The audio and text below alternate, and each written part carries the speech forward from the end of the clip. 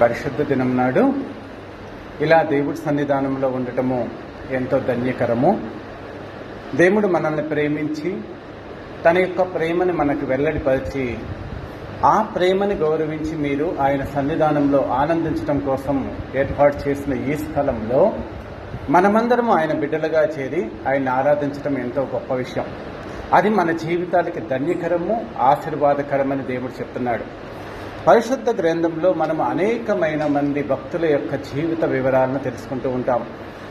నోవహు, అబ్రహాము, మోషే, ఇలాగూ రకరకాలుగా సమూయేలు, దావీదు, దానియేలు, ఇలా రకరకాలైన భక్తుల యొక్క జీవిత చరిత్రలో దేవుడు మనకెందుకు తెలియజేస్తాడంటే వారి యొక్క ఆధ్యాత్మిక జీవితంలో దేవుడితో ఎలాంటి సహవాసం కలిగి ఉన్నారో చెప్తూ వారిలో ఉన్న మంచిని చెప్తాడు, వారిలో ఉన్న అంటే దేవుడికి అయిష్టమైన కార్యాన్ని కూడా తెలియచేస్తూ దేవునికి నచ్చిన బిడ్డల్లాగా మనం జీవించాలంటే ఏం చేయాలనేది మనకు తెలియచేస్తున్నాడు. అవన్నీ మనం నేర్చుకుంటూ ఉంటాం. అయితే క్రొత్త నిబంధన గ్రంథంలో యేసుక్రీస్తు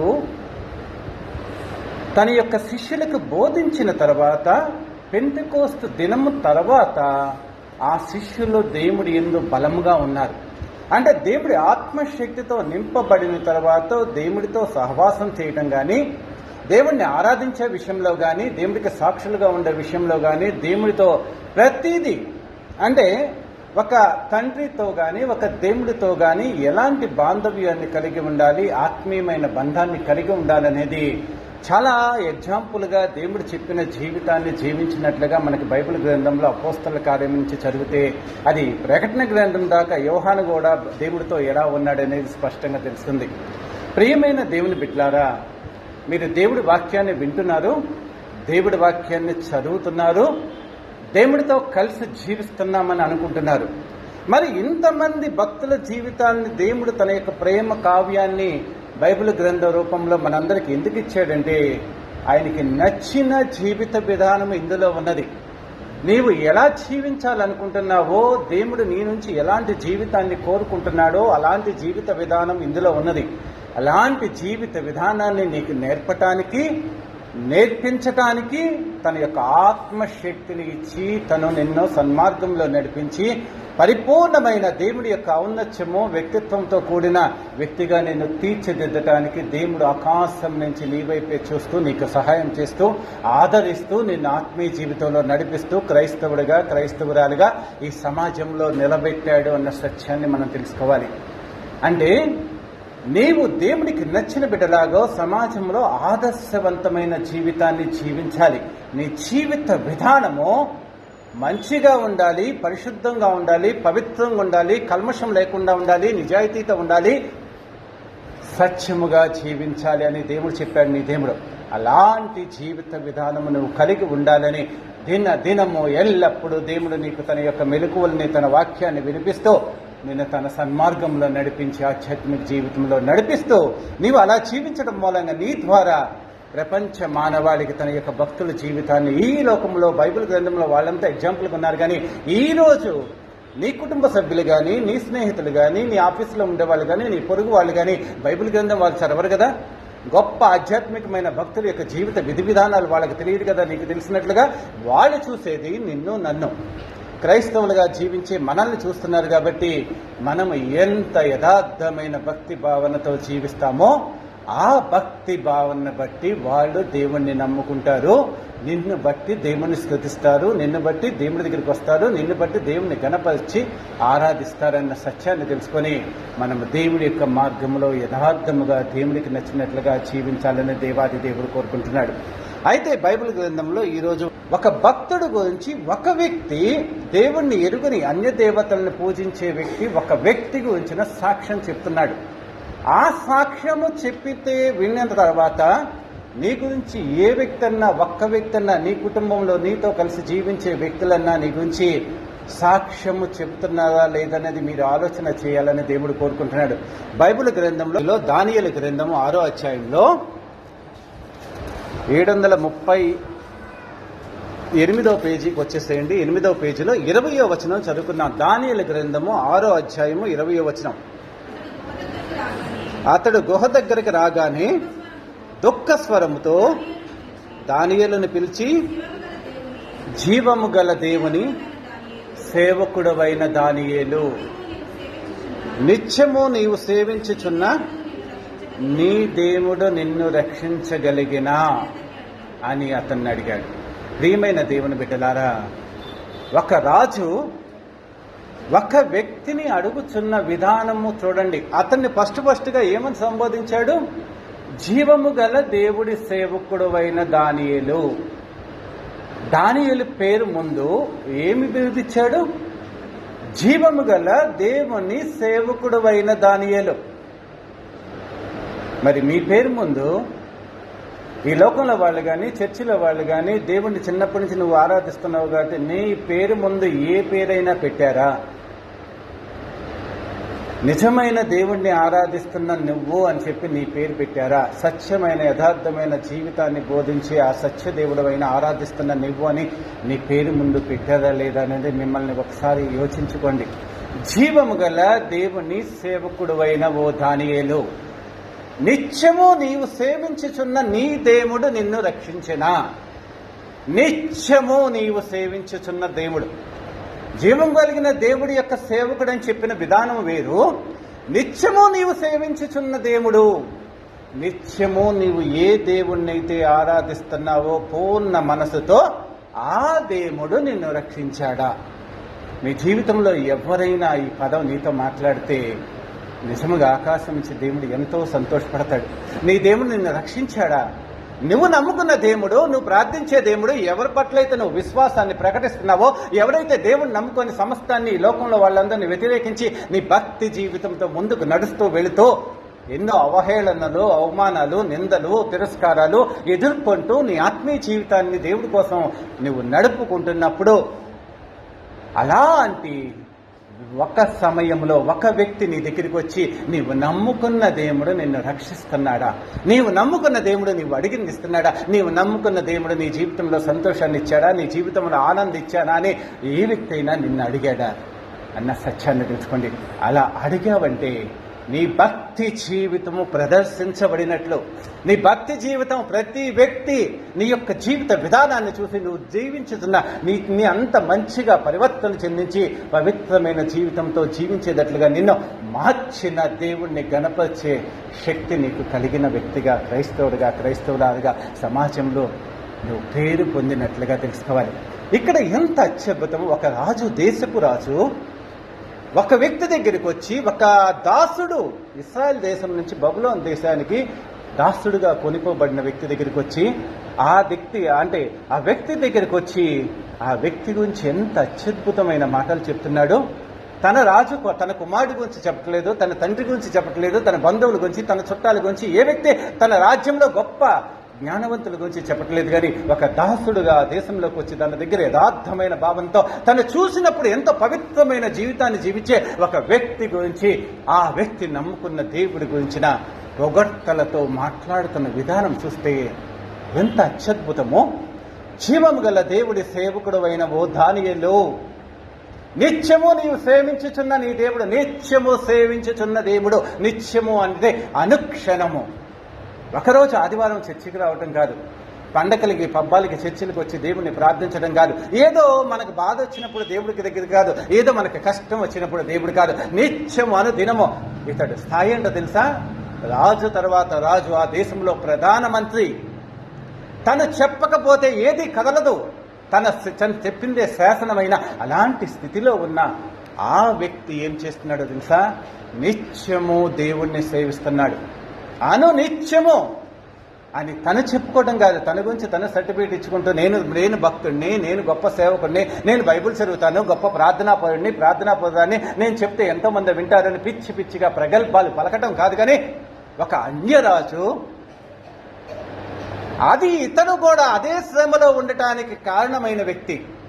ఇతడు ఒక గుహలో ఉన్నాడు, బంధించబడ్డాడు. గుహలో అంటే దేవుణ్ణి, అతనికి ఒక శ్రమ వచ్చినప్పుడు ఆ శ్రమలో దేవుడి పట్ల యథార్థమైన నమ్మకంతో ఉంటే, ఆ శ్రమలో ఉన్నప్పుడు ఆ శ్రమకి కారకుడైన వ్యక్తి, అతడి మీద ఆ శాసనం చేసిన రాజు వ్యక్తి, అతన్ని ఎవరైతే అలాంటి శాసనాన్ని చేసి అలాంటి శిక్షకి పాత్రుని చేశాడో ఆ వ్యక్తి వచ్చి దుఃఖ స్వరముతో, ఆ ముందు రోజు రాత్రంతా ఆ వ్యక్తి రాజు అంటే విలాసవంతమైన జీవితము తాగుతూ ఎన్నో సంగీతములతో నాట్యాలతో రాత్రులంతా గడుపుతున్న ఆ వ్యక్తి ఆ ముందు రోజు రాత్రంతా ఉపవాసం అంటే దుఃఖాక్రాంతుడై ఎటువంటి సంతోషభరితమైన జీవితం లేకోకుండా ఏడుస్తూ తెల్లారి వరకే నిద్రపోకోకుండా కంటి మీద కునుకు లేకోకుండా అట్లాంటి మంచి వ్యక్తిని నేను ఇలాగ చేశాను దేవుడి బిడ్డను నేను ఇలా చేశానని ఎంతో వేదనతో పరితపించి తెల్లవారి ఉదయాన్నే ఆ గుహ దగ్గరికి వచ్చి ఏడుపు స్వరముతో అడుగుతున్నాడు. జీవము కలిగిన దేవుడి సేవకుడవైన దానియేలు, నిత్యము నీవు సేవించుచున్న నీ దేవుడు నిన్ను రక్షించెనా? ప్రియమైన దేవుని బిడ్డలారా, నీవు నిత్యము నిజముగా నీ దేవుణ్ణి సేవించినట్లయితే దేవుడు నీ యొక్క మొరని విని, ఇక్కడ తను సింహాల బోన్లో పడినప్పుడు దానియేలు ఎక్కడ ప్రార్థన చేసినట్లు కనపడదు. దానియేలు దేవా నన్ను రక్షించని ప్రార్థన చేసినట్లుగా కనపడదు, నన్ను కాపాడని ప్రార్థన చేసినట్లుగా కనపడదు. కానీ నిత్యము సేవిస్తూ ఉన్నాడు ప్రతి క్షణము.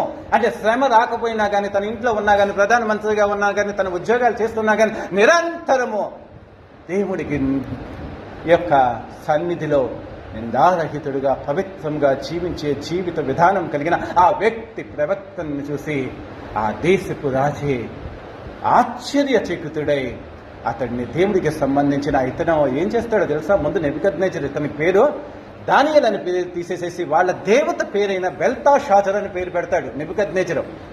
ఆ బెల్తాషాజర్ అనే నెబుకద్నెజరు పెట్టిన ఆ దేవతల పేరుని తీసిపారేసేసి దేవుడు తన యొక్క యథార్థమైన ప్రవర్తన కలిగి అతడికి ముందుగా ఈ దర్యావేషు పెట్టిన పేరేంటో తెలుసా? జీవము కలిగిన దేవుడి సేవకుడు. అంటే అతని యొక్క అన్య దేవతల పేరు పెట్టిన ఆ దేవతల యొక్క రాజుల యొక్క హృదయంలోనే మార్పు తీసుకొచ్చి అతడు దేవుణ్ణి నిజము కలిగిన దేవుడు, నిజ జీవం కలిగిన దేవుణ్ణి ఆరాధించే సేవకుడనే పేరుని బిరుదుని అతనికి ఇచ్చినట్లుగా బైబిల్ గ్రంథంలో లిఖించాడు. మన యొక్క జీవితాన్ని మనం పరిశీలించుకున్నాం ఒకసారి.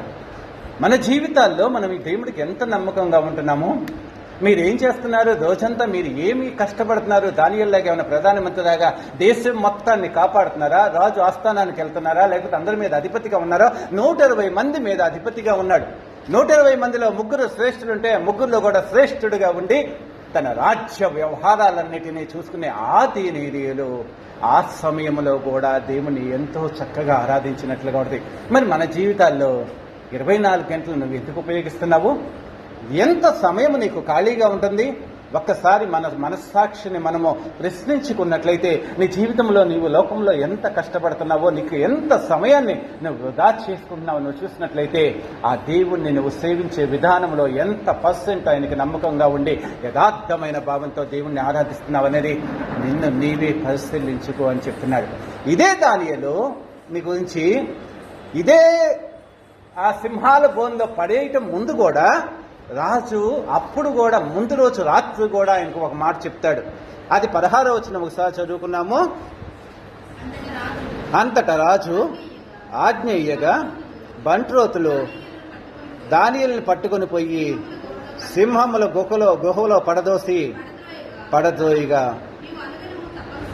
రాజు అక్కడ చెప్తున్నాడు, నీవు అనుదినము తప్పక సేవించుచున్న నీ దేవుడే నిన్ను రక్షించునని దానియేలుతో చెప్పాడు. ముందు రోజు రాత్రి ఎవరు ఆదరించారు అతన్ని?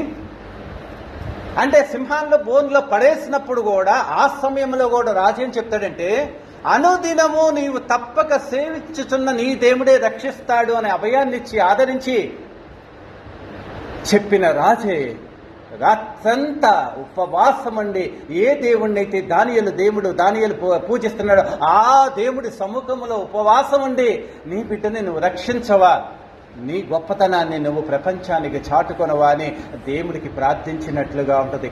అంటే నీ గురించి నీ దేవుడికి నువ్వు ప్రార్థించడం కాదు, నువ్వు ప్రార్థించడం ఆపేసేసి యథార్థమైన భక్తి భావంతో యథార్థంగా నిర్దోషంగా నీతిగా నిజాయితీగా జీవిస్తూ ప్రవర్తిస్తూ నువ్వు ఎలా దేవుడు జీవించమన్నాడో అలాంటి జీవితాన్ని జీవిస్తూ ఉండు. నీ కోసం 100 మంది ప్రపంచంలో నీ కొరకు ప్రార్థన చేస్తుంటారు. దేవా, నీ కోసం యథార్థంగా జీవించే ఒక వ్యక్తి ఉన్నాడు, ఆ వ్యక్తిని నీకు సాక్షిగా నీ నామ మహిమార్థం కోసమో అతన్ని నువ్వు కాపాడు దేవా, రక్షించు దేవా, బలముగా వాడుకో దేవా అని చెప్పి నీ గురించి 100 మంది యథార్థవంతులు ప్రపంచంలో నీ గురించి ప్రార్థిస్తూ దేవుణ్ణి వేడుకుంటుంటే నీ యథార్థమైన భక్తిని చూసి చెలించిపోయే దేవుడు వాళ్ళ ప్రార్థన విని కూడా చెలించిపోయి నీ చుట్టూ సర్వాంగ కవచంలాగా దేవుడే ఉంటాడన్న సత్యాన్ని తెలుసుకోవాలి. ప్రియమైన దేవుని బిడ్డలారా, నీ దేవుడు ఎంత గొప్పవాడో తెలుసా? నీ దేవుడిలో ఉన్న గొప్పతనాన్ని నిజంగా నీవు చూసినట్లయితే, ఒక వ్యక్తి రాజు వచ్చి అతని యొక్క విశ్వాసాన్ని పొగుడుతుంటే, మీ విశ్వాసాన్ని ఏ వ్యక్తి పొగుడుతున్నాడు? మీ కుటుంబంలో మీ యజమానుడు పొగుడుతున్నాడా? మీ కుమారులు పొగుడుతున్నారా? కుమార్తెలు పొగుడుతున్నారా? మీ చుట్టాలు పొగుడుతున్నారా? ఎవరు పొగుడుతున్నారు? మీలో ఉన్న పవిత్రమైన జీవితం నిజంగా మీరు జీవించండి, యథార్థంగా జీవించండి, సత్యముగా జీవించండి, మాట మీద నిలబడండి. ఎప్పుడు ఎటువంటి ఏ వ్యక్తి నిన్ను తప్పు పట్టడానికి ఆస్కారం లేని నిందారహితమైన జీవితాన్ని నువ్వు జీవిస్తే, ఏ వ్యక్తి అయినా కానీ నిన్ను మాట అనటానికి కూడా సంకోచించి వాళ్లే సిగ్గుపడి నీ ముందు తలదించుకునేటట్లుగా ఉంటారు. లోకంలోని మనం నిజాయితీగా, యథార్థముగా, సత్యముగా, ముక్కుసూటిగా లోకము యొక్క ఆచారాలు, లోకంలో ఉన్న కట్టడల ప్రకారం నువ్వు జీవిస్తేనే లోకంలో వాళ్ళు నిన్ను చూసి వాడు నిజాయితీగా ఉంటాడురా, వాడు సత్యముగా ఉంటాడురా, వాడితో మనకు అనవసరం రా అని చెప్పి నీ ముందు తల తిప్పుకొని పక్కకి వెళ్ళిపోతూ ఉంటారు. అలాంటిది దేవుడి యొక్క భక్తి భావనతో, దేవుడి యొక్క ఆజ్ఞానుసారముగా, దేవుడి యందు భయభక్తులు కలిగి, దేవుడంటే యథార్థమైన భక్తి భావనతో ఆరాధించే నీవు దేవుడి యొక్క న్యాయ విధులు నేర్చుకొని దేవుడితో సత్యముగా, యథార్థముగా దేవుడు చెప్పినట్లుగా జీవిస్తుంటే, నీ హృదయ అంతరంగ పరివర్తనను చూసి ఏ వ్యక్తి అయినా చెలించిపోడా? ఏం చేస్తాడు? నీలో తప్పులు వెతకడానికి ప్రయత్నిస్తాడు. నీలో ఏం దొరికిద్ది? దేవుడికి ప్రార్థన చేస్తూ ఉంటావు, ఆదివారం ఆరాధనకి వెళ్తూ ఉంటావు, లేకపోతే వాక్యం చదువుకుంటూ ఉంటావు, లేకపోతే సహవాసానికి వెళ్తూ ఉంటావు. అంతకు మించి నీలో ఈ లౌకికమైన ఆశలు కానీ, లౌకికమైన కోరికలు కానీ, లోకంలో వాళ్ళని సంతోషపరచాలనే ఒక విధమైన లోక భావనలన్నీ పోయి పరివర్తన కలిగిన ఈ నిదానంగా, అంటే నిజాయితీగా ఒక వ్యక్తి ఎంత స్వచ్ఛముగా పవిత్రమైన వ్యక్తిలాగా నిష్కల్మషుడిగా జీవించాలో అలాంటి జీవితానికి ప్రయత్నించాలి అన్న సత్యాన్ని చెప్పడానికి ఈ దానియేలుని బహుప్రియుడు అంటాడు. అలాంటి ప్రియమైన వ్యక్తిలాగా ఉంటాడు. ఇంత గొప్ప వ్యక్తిలాగా దానియేలు ఎలా కీర్తించబడ్డాడో తెలుసా?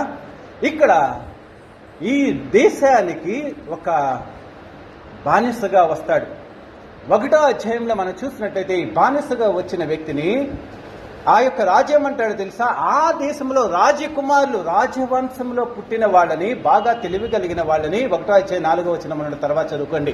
బాగా తెలివి గల వాళ్ళని, సౌందర్యంలో ఎటువంటి లోపం లేని వాడిని, వివేకము, విజ్ఞానము, మంచి నడవడిక కలిగిన గొప్ప రాజకుమారుల్లోంచి కొంతమందిని ప్రత్యేకించి నా ముందు పెట్టు, 3 సంవత్సరాలు వారిని పరిశీలించి నా ముందు పెట్టు, వాళ్లలో జ్ఞానవంతుని నా రాజ్యంలో ఉపయోగించుకుంటానంటే, వాళ్లలో పరిశీలిస్తే శ్రేష్టమైన వ్యక్తుల్లాగా దానియేలు, షడ్రకు, మేషకు, అబేద్నెగోలు 4 పరిగణించబడతారు. ఈ 4లో ఎవరి భక్తి విధానము వాళ్ళదే.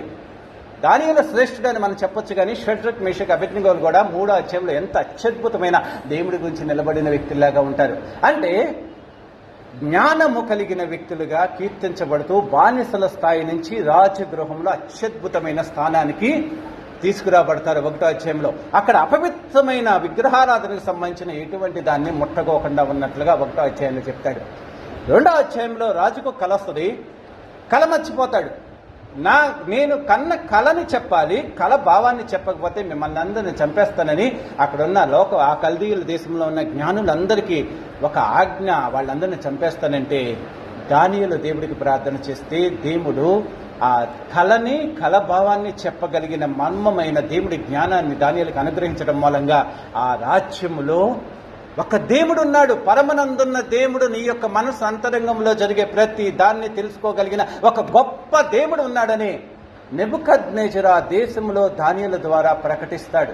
కళని, కళభావాన్ని చెప్పగల, అంటే నీ మనసులో కళ వచ్చింది, ఆ కళను మర్చిపోవచ్చు, కానీ నీకు ఆ కళను పుట్టించిన ఆ దేవుడి యొక్క గొప్పతనాన్ని దానియేలు నమ్ముకున్న దేవుడే నిజమైన దేవుడని ఆ దేశంలో ప్రకటించబడుతుంది. 4వ అధ్యాయంలో కూడా మళ్ళా నెబుకద్నెజరు ఒక కలగంటాడు.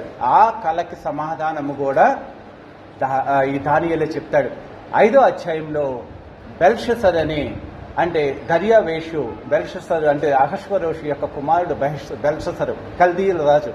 అతనేం చేస్తాడంటే ఒకరోజు విందు చేసుకుంటూ దేవుడి యొక్క, అంటే దేవాలయంలో ఉండే పాత్రలను తీసుకొచ్చి కావాలని దాంట్లో మందు పోసుకొని ఇష్టానుసారంగా విగ్రహారాధన పాటలు పాడుతూ దేవుడికి అపవిత్రమైన విధానముతో సంతోష ఆ సుఖభోగాల్లో నిండి ఉండగా దేవుడి యొక్క ఆత్మ వచ్చి ఒక చేయితో మీనే మీనే టెకెళ్ళు ఫాసన్ అని చెప్పి ఒక గోడ మీద రాస్తే ఆ రాజు భయపడిపోయి బకు అంటే అతడి బాడీలో ఒక విధమైన చలనం వచ్చి తను చంచలుడైపోయి ఎవరు ఇదేంటి ఎక్కడి నుంచి చెయ్యొచ్చు రాసిందని దానియేలుని పిలిపిస్తే మేనే మేనే టెకెళ్ళు ఫాసన్ అంటే నీ రాజ్యం కొట్టివేయబడింది, నువ్వు నా ఎదుట నువ్వు నమ్మదగిన వ్యక్తిలాగా లేవంటే అదే భావాన్ని చెప్పిన వ్యక్తిలాగా దానియేలు ఉంటాడు.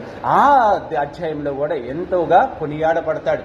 దానియేలు దేవుడే దేవుడే చెప్పి ఆ దేశం మొత్తం శాసనం చేయబడింది.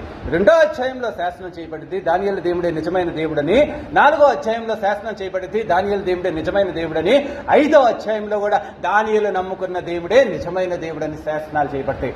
6వ అధ్యాయంకి వచ్చేటప్పటికల్లా దర్యావేషు అనే రాజు కాలంలో ఆ రాజ్యంలో శ్రేష్టమైన వ్యక్తులు 120 మంది పెడితే 120 మందిలో ముగ్గురిని పెడితే ముగ్గురులో కూడా శ్రేష్టమైన వ్యక్తిలాగా దానియేలుని పెడితే మిగతా కల్దీయుల దేశంలో ఉన్న వాళ్ళంతా ఇతడి మీద పగబట్టి ఇతడిలో తప్పు పట్టి ఇతన్ని చంపేసేయాలని ఒక దానికి ఉపక్రమించి ఇతడు ఏం చేస్తాడని చూస్తే ఇతడు విగ్రహారాధన చేయడం, ఒక దేవుడికి మాత్రమే ప్రార్థన చేస్తూ ఉంటాడు. అంతకు మించి అతడిలో ఎటువంటి తప్పు ఉండదు. కాబట్టి రాజు దగ్గరికి వెళ్ళి, రాజా నువ్వు గొప్ప దేవుడు కదా, నువ్వు గొప్పవాడివి కదా, దేవుడు అంతటోడువు కదా, నువ్వు గొప్ప ఈ రాజ్యానికే సామ్రాజ్యానికి అధిపతివి కదా, నిన్ను మాత్రమే ఆరాధించాలి, నీకు మాత్రమే పూజలు చేయాలి, నిన్ను మాత్రమే ప్రార్థించాలి, నీ దగ్గర మాత్రమే మనవి చేసుకోవాలి, కానీ ఇంకా ఏ దేవతల్ని దేవుణ్ణి ఎవరిని ప్రార్థించటానికి వీలు లేదు.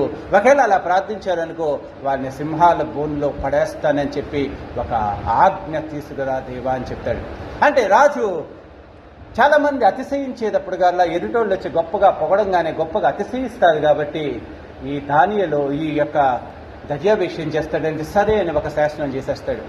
చేసేయంగానే వీళ్ళు ఎవరి కోసం చేశారు, దానియేలుని పట్టుకుందాం కదా అని దానియేలు దగ్గరికి వెళ్ళి తప్పులు పట్టుకుందామని చూస్తే అతడిలో ఎటువంటి తప్పు ఉండదు. కానీ దినమునకు ముమ్మారు, అదే 10వ వచనంలో ఉంటుంది, మీరు చదువుకోండి. తర్వాత 10వ వచనము ఒకసారి చదువుకుంటాము. ఇట్టి శాసనము చేయబడినదని దానియేలు తెలుసుకొనినను అతడు తన ఇంటికి వెళ్ళి యథాప్రకారముగా అనుదినము వాళ్ళు మోకారుని తన ఇంటి పైగది కిటికీలు యెరూషలేము తట్టునకు తెలుగుబడి ఉండగా తన దేవునికి ప్రార్థన చేయించుచు ఆయన్ని స్తుతించుచు వచ్చెను. అంటే దర్యావేషుని కాకోకుండా ఇంకో వ్యక్తిని ప్రార్థించినా, ఇంకొక వ్యక్తికి మనవి చేసినా, ఇంకొక వ్యక్తికి తన అంగీకారాలు తెలియజేసినా కానీ సింహాల బోన్లో పడేస్తారని శాసనం అయితే ఆ శాసనాన్ని ధిక్కరించి కూడా దేవుడికి ప్రార్థన చేస్తూ ఉంటాడు. ఇలాంటి ప్రార్థన చేస్తున్నాడని మళ్ళీ వెళ్ళి దర్యావేషుకి చెప్తే దర్యావేషు అయ్యో అసలు నేను ఎందుకు ఇలాంటి శాసనం చేశాను, ఎంత మూర్ఖుడిలాగా చేశాను, నన్ను ఎంత మోసం చేశానని తప్పించుకోవడానికి ప్రయత్నం చేసిన వీలు కానందువలన ఈ దానియేలుని తీసి సింహాల బోన్లో పడేస్తారు. అయితే సింహాల బోన్లో పడేస్తున్నప్పుడు ఆ యొక్క రాజు దానియేలు గురించి చెప్పింది మీరు విన్నారు. నీవు నిత్యము సేవించుచున్న నీ దేవుడు నిన్ను రక్షించునుగాక అని చెప్పిన ఆ దర్యావేషు తర్వాత రోజు కూడా రక్షించినా అని అడిగాడు. అయితే ఇందుకు ప్రతిగా ఇప్పుడు ఒక వ్యక్తి వచ్చాడు, ఇతను వచ్చాడు, రాత్రంతా సింహాల బోన్లో దానియేలు ఉన్నాడు.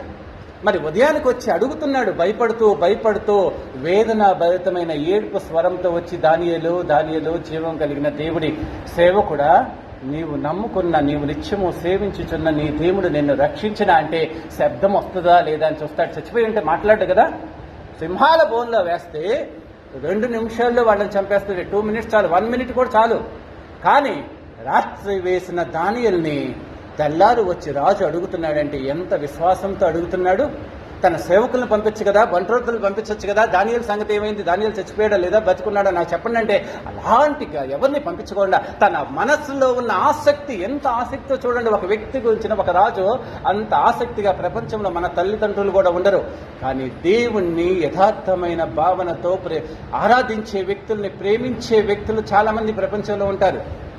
ఆ విషయాన్ని నువ్వు తెలుసుకుంటే పైకి కనపడే భక్తి జీవితం కాదు, కానీ మనం నిజంగా మనస్ఫూర్తిగా యథార్థంగా ఎక్కడో దేవుణ్ణి నిజంగా ఆరాధించే వ్యక్తులు ఇంకా ఈ కాలంలో కూడా ఉన్నారా అని వెతికే వాళ్ళకి నీవు నచ్చుతావు అన్న సత్యాన్ని తెలుసుకో. అంటే వేషధారణతో కూడిన ప్రపంచంతో నిండిన ఈ దేశంలో, ఈ ప్రపంచంలో యథార్థమైన భావనతో ఆరాధించేవాళ్ళు ఎవరైనా ఉన్నారని ఆకాశం నుంచి పరమ నుంచి తండ్రి చూస్తూ ఉంటాడు.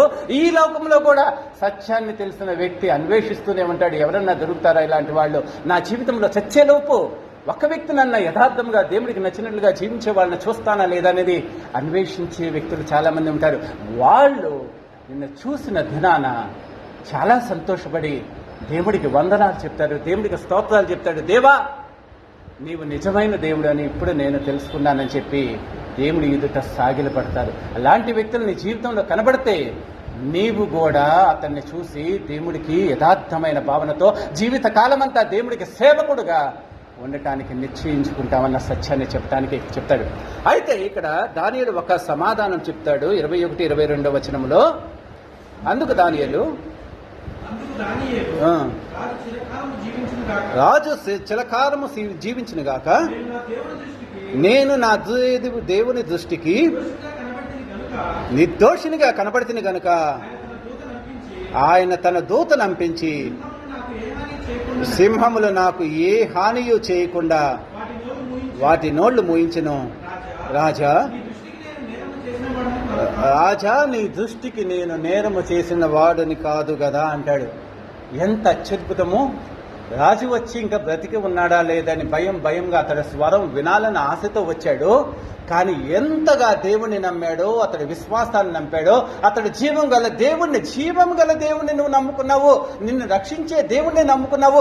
రక్షించకోకుండా నిన్ను సింహాల నోళ్ల పాలు చేసే దేవుణ్ణి నువ్వు నమ్ముకోలేదు దానియేలు అని అతని గురించిన ఒక సాక్ష్యం ఒక రాజు చెప్తున్నాడు. అలాంటి జీవం కలిగిన దేవుణ్ణి నమ్ముకున్న నీవు, నీ దేవుడు నిన్ను రక్షించాడని ఎంతో ధైర్యంతో అడిగితే దానియేలు నుంచి సమాధానం వచ్చేటప్పటికల్లా రాజు ఎంతో సంతోషపడిపోయాడు. నేను నా దేవుడి దృష్టికి నిర్దోషిగా కనబడ్డాను.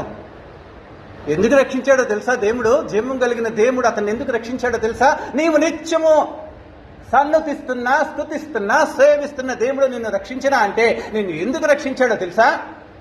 నేను నా దేవుడి దృష్టికి నిందారహితుడిగా, నిర్దోషిగా కనిపించాను కాబట్టి నా దేవుడు తన దేవదూతని పంపించి సింహాల నోళ్లు మోయించేసేసి సింహాలు నాకు ఎటువంటి అపకారం చేయకోకుండా నన్ను రాత్రంతా కాపాడాడు దేవా అని చెప్తున్నాడు. అంటే దేవుడు నిన్ను రక్షించాలంటే నువ్వు దేవుడి దృష్టిలో ఎలా కనపడాలి అన్న సత్యాన్ని ప్రపంచ మానవాళికి స్పష్టంగా చెప్తున్నాడు. నీ గురించిన జీవిత విధానాన్ని తెలిసిన ఒక వ్యక్తి రాత్రంతా ఉపవాసం ఉండి, రాత్రంతా దేవుడి దగ్గర వేడుకొని ఉదయానికి నువ్వు బతికుండాలంటే 100% ఇష్టముతో, ప్రేమతో ఒక్క వ్యక్తి కూడా రాలేదు. కానీ రాజు పరిగెత్తుకుంటా వచ్చి ఇతన్ని ప్రేమించే వ్యక్తి, ఒక దేశంలో ఒక దేవుడు ఉంటే దేవుడి తర్వాత రాజు ఉన్నాడు ఆ రాజ్యంలో, ఇంకా ఏ వ్యక్తి లేడన్న సత్యాన్ని నువ్వు తెలుసుకో. రాజు అడుగుతుంటే ఇతడిచ్చిన సమాధానం విని సంతోషపడిన వ్యక్తి ఎవరంటే రాజు మాత్రమే. ఏ భటుడు సంతోషపడలేదు, కానీ రాజు సంతోషభరితుడైపోయి నిత్యము నా దేవుడి దృష్టికి నేను నిర్దోషిగా ఉన్నాను దేవా, రాజా నీ దృష్టికి కూడా నేను నిర్దోషినే కదా, నా పట్ల ఇంత ప్రేమ కలిగి ఉన్నావని ఆ రాజును కూడా కనపరుస్తూ ఉన్నాడు. ప్రియమైన దేవుని బిడ్డలారా, ఇతడు రక్షించబడటానికి కారణం ఏంటి?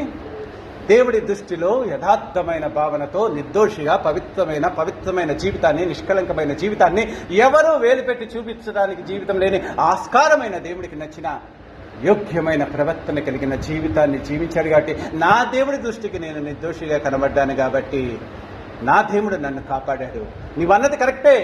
జీవం కలిగిన దేవుడి కుమారుడైన దానియేలు, నిత్యము నీవు సేవించుచున్న దేవుడిని నిన్ను రక్షించాడు. నిత్యము సేవించే విధానంలో నాలో పవిత్రతను చూశాడు, పరిశుద్ధతను చూశాడు, యథార్థతను చూశాడు, సత్యాన్ని చూశాడు, నాలో ఉన్న నిర్దోషత్వాన్ని చూశాడు. అందుకని నన్ను రక్షించాడు రాజా అని చెప్తున్నాడు. ప్రియమైన దేవుని బిడ్డలారా, నీ జీవితంలో ఏది జరిగినా నీ దేవుడు చూస్తూ ఉంటాడు. నీ దేవుడు నిన్ను చూసేదంటే మామూలు మనిషిలాగా చూడ్డు. నీ భక్తి జీవితాన్ని చూస్తాడు, నువ్వు ఆయన ఆరాధించే విధానం చూస్తాడు, ఆయన సేవించే విధానాన్ని చూస్తాడు. యథాలాపమైన వేషధారణతో జీవితంతో నీవు జీవిస్తే దేవుడు కూడా చూసి చూడనట్లుగానే నీ జీవితంలో ఎటువంటి మేలు చేయడు. దానియేలు ఒక పరదేశంలో ఒక బానిసగా వెళ్ళిన ఆ వ్యక్తి 5 రాజుల దగ్గర ప్రధానమంత్రిగా చేశాడు. ఒకళ్ళు కాదు, ఇద్దరు కాదు, ముగ్గురు కాదు, 5 రాజుల దగ్గర ప్రధానమంత్రిగా చేసి నిత్యము దేవుణ్ణి ఆరాధించడం మర్చిపోలేదు. అత్యున్నతమైన దేశంలోనే అత్యున్నతమైన స్థానానికి వెళ్ళినా కానీ, విగ్రహారాధన సంబంధమైన రాజులు తన పైన అధికారులుగా ఉన్నా కానీ, కింద దేశమంతా అదే రాజ్యముగా ఉన్నా కానీ తన భక్తి జీవితాన్ని మరకలేకోకుండా దేవుడి ఎదుటిగా నిర్దోషత్వంగా నడుపుకున్న వ్యక్తిలాగా దానియేలు ఉంటాడు. కాబట్టి దానియేలుని బహు ప్రియుడు అంటాడు. నిత్యము నీవు సేవించుచున్న దేవుడు. నీవెలా సేవిస్తున్నావు నీ దేవుణ్ణి? నీవెలా ఆరాధిస్తున్నావు? ఎప్పుడన్నా ఖాళీ కుదిరినప్పుడా, ఎప్పుడన్నా అవసరమైనప్పుడా, లేదా ఎప్పుడన్నా నీకు దేవుడు అని చెప్పి ఎవరన్నా గుర్తు చేసినప్పుడా, ఎప్పుడు నిత్యము ఎలా ఆరాధిస్తున్నావు? అంటే మనకి 24 గంటలు సరిపోవు కదా ఆరాధించడానికి అన్న ఆలోచనకి మీరు వస్తే, దేవుడు కూడా ఏమీ చేయలేడు. కానీ నీకు ఇచ్చిన సమయంలో ఆరోగ్యం ఉండగానే, ఈ జీవితంలో ప్రయాణంలో మన జీవితంలో ప్రాణం ఉండగానే నీవు నిన్ను సృష్టించిన సృష్టికర్తనే అయిన దేవుణ్ణి యథార్థమైన భావనతో నువ్వు ఆరాధించాలి. నిర్దోషమైన నీ జీవిత విధానాన్ని చూసి ఆ దేవుడు నిన్ను రక్షిస్తాడు. నీ గురించిన ప్రపంచంలో ప్రతి వ్యక్తి ఎతుకుతూనే ఉంటాడు, కానీ నీలో నిర్దోషత్వాన్ని, నీలో మంచితనాన్ని చూసి నిన్ను ప్రశంసించే వ్యక్తులు కూడా ఉంటారు అన్న సత్యాన్ని తెలుసుకో ప్రియమైన సహోదరి సహోదరులారా. మరి ఇక్కడ ఒక శ్రమ దానియేలుకు వచ్చింది, జీవం గల దేవుణ్ణి. మరి అదే 3వ అధ్యాయంలో కూడా ఇక్కడ సింహాల బోన్ నుంచి రక్షించాడు. మరి 3వ అధ్యాయంలో కూడా షడ్రక్ మేషక్ అబేద్నెగోలకు కూడా ఒక విగ్రహాన్ని చేసి దూరాయ మైదానంలో దాన్నే పూజించాలని చెప్పినప్పుడు అక్కడ షడ్రక్ మేషక్ అబేద్నెగోలు ఒక విషయం చెప్తారు ఆ రాజుతో, నా నుంచి మీరు ఆయన పూజించకపోతే అగ్నిగుండంలో పడేస్తానన్నప్పుడు 17వ వచనం ఒకసారి చదువుకున్నాము.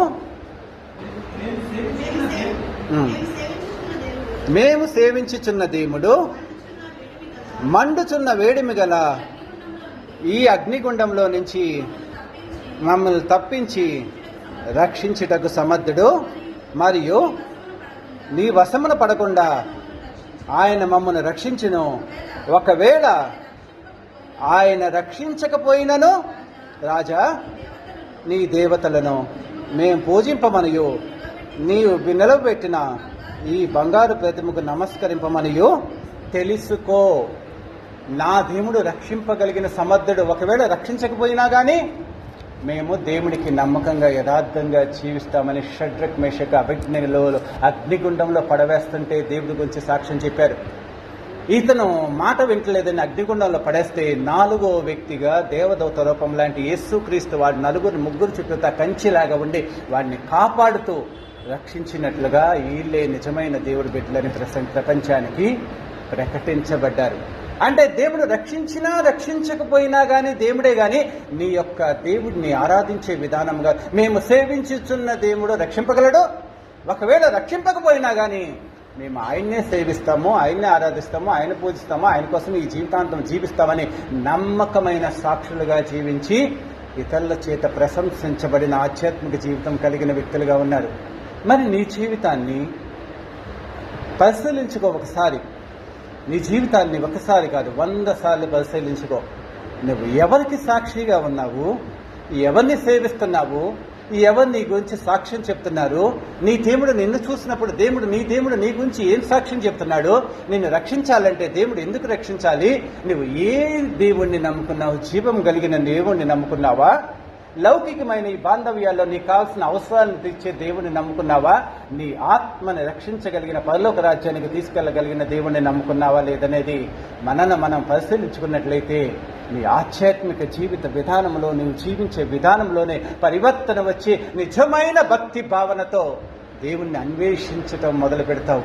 ప్రియమైన దేవుని బిడ్డలారా, రక్షించినా రక్షించకపోయినా కానీ మేము దేవుణ్ణి ఆరాధిస్తాం.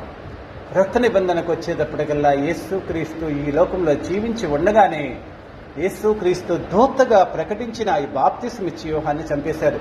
మరి దేవుడు రక్షించలేదు కదా? రక్షించకపోయినా అనే పదానికి చెప్తున్నాను. యేసుక్రీస్తు మనందరి కోసం, మానవాళి కోసం సంరక్షణ అందరిని విమోచించడానికి ఈ లోకంలోకి వచ్చాడు. శిలువ మీద చనిపోతున్నప్పుడు తండ్రి అయిన దేవుడు రక్షించలేదు. రక్షించకపోయినా కానీ దేవుని చిత్తాన్ని నెరవేర్చి మనందరి కోసం పాప విమోచన క్రయధనముగా ప్రపంచ మానవాళిని రక్షించాలని, రక్షణ కోసం మనందరినీ రక్షించాలి, పరలోక రాజ్యానికి తీసుకెళ్లాలని ఆ దృఢ సంకల్పంతో తండ్రి చిత్తాన్ని నెరవేర్చిన యేసుక్రీస్తుగా ఉన్నాడు. అంటే రక్షించటం కాదు, ఆయన్ని రక్షించకపోయినా మనందరికీ రక్షణ కార్యాన్ని మన జీవితాల్లో జరిగించి నిన్నందరినీ రక్షించి పరలోక రాజ్యానికి తీసుకెళ్లాలనే దేవుడి చిత్తాన్ని నెరవేర్చాడు. యేసుక్రీస్తుని నమ్ముకున్న అపోస్తలులు 11 మంది, 12 మందిలో ఒక యోహాను తప్పించి మిగతా 11 మంది దేవుణ్ణి హతసాక్షులుగా దేవుణ్ణి ప్రకటించారు. రక్షించలేదు దేవుడు వారిని. జీవితాల్లో వాళ్ళ సేవని యథార్థంగా పెంచి నిర్దోషమైన వాళ్ళ యొక్క ప్రవర్తనను చూసి వాళ్ళని రక్షించలేదు, కానీ వాళ్ళ ఆత్మల్ని చూసి సంతోషపడి పరలోక రాజ్యంలో వాళ్ళ కోసం 12 సింహాసనాలు ఉంచినట్లుగా బైబిల్ గ్రంథంలో లిఖించబడింది. స్టెఫను గురించి కూడా అదే చెప్పించాడు. స్టెఫను దేవుడి గురించి ప్రకటిస్తుంటే స్టెఫను చంపబడ్డాడు, రాళ్లతో కొట్టబడి. దేవుణ్ణి చూస్తూనేమన్నాడు, పరలోకమందు యేసుక్రీస్తు తండ్రి యొక్క కుడి పార్శ్వంలో కూర్చొని ఉండి ఈయన వంక ఆకాశం నుంచి చూస్తుంటే ఆ దృశ్యాన్ని యథార్థముగా తన కళ్ళతో బ్రతికి ఉండగానే పరలోకాన్ని చూసి దేవుడి కోసం సాక్షి అయిన స్టెఫన్ అనే వ్యక్తి ఉన్నాడు. అంటే రక్షించకపోయినా, నీ జీవితంలో రక్షించకపోయినా కానీ నేను దేవుణ్ణి సేవిస్తానని సేవించిన ఈ లోకంలో యేసుక్రీస్తు పెంతెకోస్తు దినము తర్వాత జీవించిన వ్యక్తులు ఓళ్ళంతమంది ఉన్నారు. ప్రియమైన దేవుని బిడ్డలారా, నువ్వు దేవుణ్ణి నమ్ముకుంది ఈ లోకంలో నీకు సంతోషాన్ని అంటే నిజాన్ని అనుసరించడానికి, సత్యాన్ని అనుసరించడానికి, యథార్థమైన మార్గాన్ని అనుసరించడానికి, పవిత్రమైన జీవితాన్ని జీవించడానికి దేవుణ్ణి అనుసరించు. నీ జీవితంలో యథార్థత లేదా? ఆ యథార్థతని మనకు పంచిపెట్టే తండ్రి అయిన దేవుణ్ణి నువ్వు అనుసరించి యేసుక్రీస్తున్నావు. నీ జీవితంలో నిజాయితీ లేదా? అబద్ధంతో జీవిస్తున్నావా? వేషధారంతో జీవిస్తున్నావా? ఆ వేషధారణ జీవితం నుంచి సత్యాన్ని, యథార్థాన్ని, పవిత్రతని, అబద్ధమాడని జీవితాన్ని, సత్యంగా జీవించే జీవితాన్ని జీవించాలంటే యేసుక్రీస్తు దగ్గరికి వచ్చి ఆ నిజాన్ని నేర్చుకొని ఆ దేవుడి వెలుగులో అలాంటి జీవితాన్ని జీవించడానికి జీవించు. దేవుడి దగ్గర నువ్వు జీవించడం అంటే భక్తి భావన అంటే నీ జీవితాన్ని మార్చుకొని పవిత్రమైన జీవితం. ప్రతి వ్యక్తి నీ గురించి సాక్ష్యం చెప్పాలి. నీ గురించి నువ్వు చెప్పుకోవడం కాదు, నీ గురించి నీ కుటుంబం చెప్పడం కాదు, నీ సంఘం చెప్పడం కాదు. పవిత్ర సంఘంలో మనల్ని చూసే, మనల్ని అసహించుకుని, మనల్ని హేళన చేసే, మనల్ని చంపేసేయాలని చూసే వ్యక్తి కూడా నీ గురించి సాక్ష్యం చెప్పాలి. వీళ్ళు యథార్థంగా జీవిస్తారు, వీళ్ళు నమ్మకంగా జీవిస్తారు, వీళ్ళు ప్రేమ కలిగిన జీవులు. ఇప్పటికీ ప్రపంచంలో ఏమంటారంటే క్రైస్తవుల్ని వాళ్ళు ప్రేమగా ఉంటారు. వాళ్ళు దూషించినా కానీ వాళ్ళు ఏమీ అనరు, క్షమించే గుణం కలిగి ఉంటారు. వాళ్ళ దేవుడు నేర్పిన ప్రేమను కలిగి ఉంటారు. వాళ్ళ దేవుడు నేర్పిన క్షమాపణ కలిగి ఉంటారు. వాళ్ళ దేవుడు నేర్పిన ఆ యొక్క దయా గుణాన్ని, సహనాన్ని, క్షమించే గుణాన్ని కలిగిన వ్యక్తులుగా సమాజంలో ఉంటారని ప్రపంచమంతా బైబిల్ గ్రంథాన్ని చదవని వ్యక్తులు కూడా నీ దేవుడి లక్షణాలని చూస్తూ ఉంటారు. మరి నీ దృష్టిలో నీ దగ్గర ఏ లక్షణాలు ఉన్నాయి? నువ్వు ప్రేమించగలుగుతున్నావా? దయ చూపగలుగుతున్నావా? క్షమించగలుగుతున్నావా? నిన్ను నువ్వు తగ్గించుకోగలుగుతున్నావా? నిన్ను నువ్వు రిక్తుడిగా చేసుకోగలుగుతున్నావా? ఫిలిప్పీయులకు రాసిన పత్రిక 2వ అధ్యాయం 5 నుంచి 8వ వచనాలు చూసుకోండి. నీ దేవుడి యొక్క స్వరూపము క్రీస్తు యొక్క కలిగిన మనసుని మీరు కలిగి ఉండడి. ఆకాశం నుంచి తగ్గించుకొని ఈ లోకానికి వచ్చాడు, రిక్తుడుగా మార్చుకున్నాడు, తాను దాసుడుగా రూపాంతరం చెందించుకున్నాడు. మరణం పొందినంతగా, శిలువ మరణం పొందినంతగా తాను తగ్గించుకొని మరణాన్ని పొందానంటే దేవాది దేవుడు ఆకాశం నుంచి తాను తగ్గించుకొని ఆ దేవదూతల ఆరాధన వదుకొని ఈ లోకానికి వచ్చి పశువుల పాకలో పుట్టి రిక్తుడుగా, దాసుడుగా, ఎంతో లేనివాడుగా తాను తగ్గించుకొని ఈ లోకంలో ఉన్న అవహేళని, అపహాస్యాల్ని అన్నిటినీ భరించి, తిరస్కారాలని భరించి తాను ఒక దాసుడుగా ఈ లోకంలో జీవించాడు. అలాంటి జీవితాన్ని జీవించి తన తండ్రి అయిన యేసుక్రీస్తుని సేవించినట్లుగా ఉంటుంది. మత్తయి సువార్త 4వ అధ్యాయంలో 9-10 వచనాలు చూసుకుందాము. సైతానికి యేసుక్రీస్తు ఒకటి చెప్తున్నాడు. ఏమని చెప్తున్నాడంటే ఎవరిని సేవించాలి అని చెప్తున్నాడు. మత్తయి సువార్త 4వ అధ్యాయము, నీవు సాగిలపడి నాకు నమస్కారం చేసిన యెడల వీటన్నిటిని నీకు ఇచ్చిదని ఆయనతో చెప్పగా యేసు వానితో, సాతానా పొమ్ము, ప్రభువైన నీ దేవుడికి మొక్కి ఆయన మాత్రమే సేవింపవలనని వ్రాయబడి ఉన్నది. ఏమని చెప్తున్నాడు? సాతానా పో, నీ దేవుణ్ణి మాత్రమే సేవించాలి. లోకంలో ఎటువంటి ఆకర్షణలో నిన్ను రాజుని చేస్తానన్నా, నిన్ను గొప్పని చేస్తానన్నా, నిన్ను హెచ్చిస్తానన్నా ఎటువంటి పరిస్థితుల్లోనూ నువ్వు లొంగటానికి వీల్లేదు. నీ దేవుణ్ణి మాత్రమే మొక్కి, దేవుణ్ణి మాత్రమే సేవించి, దేవుణ్ణి మాత్రమే ఆరాధించాలి అన్న సత్యంతో నీ ఆధ్యాత్మిక జీవితం కట్టబడాలి అని బైబిల్ గ్రంథంలో చెప్తున్నాడు. యెహోషువ భక్తుడు చెప్తాడు, 24వ అధ్యాయం యెహోషువ 24, 14, 16 తర్వాత చదువుకోండి. మీరు ఎవరిని సేవిస్తారో మీ ఇష్టం. ఈ లోకంలో మీకు నచ్చినట్లు వేషధారులుగా జీవిస్తూ దేవుణ్ణి నమ్ముకున్నామని లోకాచారాలతో లోకంతోనే కలిసిపోయి జీవిస్తారో లేదా, కానీ నేను నా కుటుంబం మాత్రము యెహోవానే సేవిస్తాము, దేవుణ్ణి మాత్రమే, నిజమైన దేవుని, సత్యమైన దేవుని మాత్రమే సేవిస్తామని ప్రపంచ మానవాళికి చెప్పిన దేవుడిగా ఉన్నాడు. అంటే యెహోషువ అంత చక్కగా చెప్పాడు దేవుడి గురించినే. మరి నువ్వు ఎవరిని సేవిస్తున్నావు అనేది నిన్ను నువ్వు చూసుకో. యథార్థముగా ఉండటాన్ని నేర్చుకోండి. ఒక చిన్న ఉదాహరణ చెప్పి నేను ముగిచేస్తాను. ఒక ఆఫీస్లో ఒక యజమాని ఉంటాడు. ఒక 50 మంది కొలీగ్స్ ఉంటారు. యజమాని తనకిష్టమైన వాళ్ళని ప్రేమగా చూస్తూ ఇతరులంతా హింసిస్తూ హేళన చేస్తూ అవమానపరుస్తూ అవహేళన చేస్తూ ఉంటాడు. అయితే వీళ్ళు భరిస్తూనే ఉంటారు కానీ ఒక వ్యక్తికి, అయ్యా నువ్వు చేసే తప్పు, వాళ్ళందరినీ నువ్వెందుకు బాధ పెడతావు, వాళ్ళందరినీ ఎందుకు నువ్వు తోలనాడుతావు, నీకు నచ్చిన వాళ్ళని ప్రేమగా చూస్తున్నావు, నచ్చిన వాళ్ళని ఏడ్పిస్తున్నావు, అది యజమానిగా అధిపతిగా నువ్వు మమ్మల్ని అందరూ తండ్రి లాంటి వాడివి, నువ్వు అలాంటి విచక్షణ చూపించకూడదు, నువ్వందరినీ సమానంగా చూపించాలి, ప్రేమించాలని చెప్తే ఇతడికి వైరం వచ్చింది. నా మాటను నువ్వు ధిక్కరించేవాడివా, నువ్వెవడివి నాకు చెప్పడానికని మిగతా ఆ యొక్క ఆఫీస్లో ఉన్న అందరి వంక చూస్తాడు. ఇతడు చెప్పింది నిజమా, నేను మిమ్మల్ని ఏడిపిస్తున్నానంటే ఆఫీస్లో ఒక్కడు కూడా అనుకోకుండా తలకాయలు నించుకొని ఉంటారు. నువ్వు తప్పుడు వాడివి, వాళ్ళంతా నేనేం చేయట్లేదు అన్నారు కదా, వాళ్ళంతా నిన్నేమన్నా అంటే చెప్పమని, ఎవడైనా చెప్పమని నేను వాళ్ళని ఏడిపిస్తున్నానంటే ఎవడో చెప్పుకోకుండా కంపితులైపోయి తలకాయ దించుకొని ఉంటారు. కానీ సత్యాన్ని ఇతడు చెప్పాడు కాబట్టి 49 మందిలో ఒక్కడు కూడా ముందుకు రాడు. ఇతడు ఏమైపోయాడు, ఆ టైంలో అతడు దోషైపోయాడు. మిగతా 40 మంది ఇతన్ని సమర్థించడం మూలంగా అందరినీ బాధ పెట్టేవేమవుతాడు, నిర్దోషిగా ఎంచబడ్డాడు. అంటే ఆ 40 మందికి ఇతనంటే ఇష్టం లేదు, ఇతడికి ఆ 40 మంది అంటే 49 అంటే ఇష్టం లేదు. వీళ్ళంతా ఒక వేషధాన అబద్ధాలతోనే జీవించడం అలవాటైపోయి అతను ఏమన్నా అంటాడేమో, నన్ను తిడతాడేమో అని భయమో, వీళ్ళంతా అయ్యో అతనితో నేనెందుకు వైరం తెచ్చుకోవాలని చెప్పి మనసులోనే లేని ప్రేమని, లేని కపటాన్ని తెచ్చుకొని పెదవుల మీద నువ్వంటే ఇష్టమే అని నటిస్తూ ఆ యొక్క యజమానుడు నటిస్తున్నాడు. ఈ 49 మంది నటిస్తుంటే ఆ నటనకి తట్టుకోలేక యథార్థంగా జీవించే వ్యక్తి అక్కడి నుంచి బయటకు వెళ్ళిపోతాడు.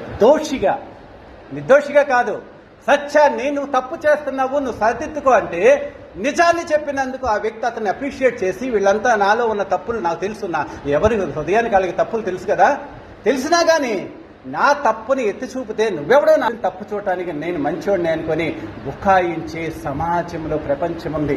అలాగే క్రైస్తవ సమాజంలో కూడా అలాంటి సమాజమే ఉంది. యథార్థాన్ని ఒప్పుకోరు, సత్యాన్ని ఒప్పుకోరు, సత్యం వైపు నడవరు. ఎప్పుడు వాళ్ళకి అభూత కల్పనలు ఏదో ఒకటి వీళ్ళకి ఇబ్బంది కలగకోకుండా ప్రసంగించే ప్రసంగాలు కావాల్సిందే కానీ అలా భజన చేసుకుంటూ వేషధారణగా వాళ్ళని వీళ్ళు మోసం చేసుకుంటూ వాళ్ళని మోసం చేసుకుంటూ వేషధారణతో కూడిన జీవితాలతో దేవుడి సన్నిధానంలో ఉండవనుకో, అప్పుడు దేవుడు ఆకాశం నుంచి చూసి ఏమంటాడు, మన మధ్య నివసిస్తాడా, మనల్ని ఆశీర్వదిస్తాడా, మనం చేసే ప్రార్థన వింటాడా, మనం చేసే ఆరాధన వింటాడా, ఏమింటాడు?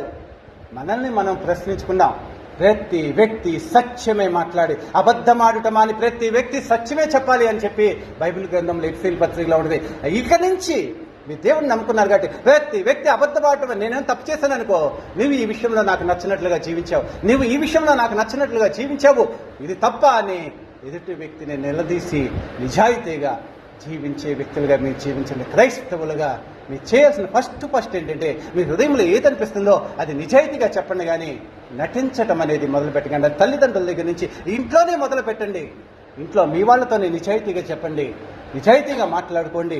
సంఘ కాపులతో చెప్పండి, సంఘంలో ఇతర సభ్యులతో చెప్పండి, స్నేహితులతో చెప్పండి. ప్రతి వ్యక్తితో నీ మనసు అంతరంగంలో ఏదైతే నిజమనిపిస్తుందో అదే నిజాన్ని మాట్లాడటానికి ప్రయత్నిస్తే నీవు నీ దేవుడి దృష్టికి నిర్దోషిగా కనపడతావు. నిన్ను నువ్వే మోసపుచ్చుకొని ఎదుటి వ్యక్తుల్ని మోసపుచ్చుతో వేషధారణ జీవితంతో ఇంట్లో జీవించి, స్నేహితులతో జీవించి, సంఘంలో జీవించి, ఆ వేషధారణ జీవితము దేవుడికి నచ్చదు. ఏమైనా దేవుడి బిడ్డలాగా నా దేవుడి దృష్టికి నేను నిర్దోషిగా కనబడ్డాను కాబట్టి నా దేవుడు నన్ను రక్షించాడు, తన దూతను పంపించి రక్షించాడు, తనే రక్షించాడు, నేను ప్రార్థన చేయకపోయినా రక్షించాడు. దేవా నేను కూడా నీ దృష్టికి యథార్థంగా ఉన్నాను కదా, నా దేవుడి దృష్టికి నిర్దోషిగా కనపడిన నేను నీ దృష్టికి కూడా ఈ లౌకికమైన దేశంలో, అందరూ నన్ను వ్యతిరేకించే దేశంలో నన్ను ప్రేమించే వ్యక్తిగా నీ దృష్టికి కూడా నేను యథార్థంగా కనబడ్డానా రాజా అని అడిగినట్లుగా మీరు కూడా సత్యం వైపు నిలబడి యథార్థమైన జీవితాన్ని జీవించడానికి ప్రయత్నించండి. సత్యమే మాట్లాడండి. ఎప్పుడు అబద్ధాన్ని మీ జీవితాల్లో దయచేయనివ్వకుండా, మనసు అంతరంగంలో కపటమైన ప్రమాణాలు చేయకోకుండా, కపటమైన జీవితంతో, వేషధారణ జీవితంతో జీవించుకోకుండా యథార్థంగా ఉన్నది ఉన్నట్లుగా మాట్లాడుతూ క్రీస్తు వలె మాట్లాడటానికి ప్రయత్నించండి. అలాంటి కృపను దేవుడు మీకు అనుగ్రహించిన గాక. యథార్థమైన సేవించడం చేయండి దేవుడికి. అలాంటి సేవా జీవితాన్ని దేవుడు కోరుకుంటున్నాడు. ఈ వాక్యాన్ని దేవుడు మనకిల్లో దీవించి ఆశీర్వదించును గాక.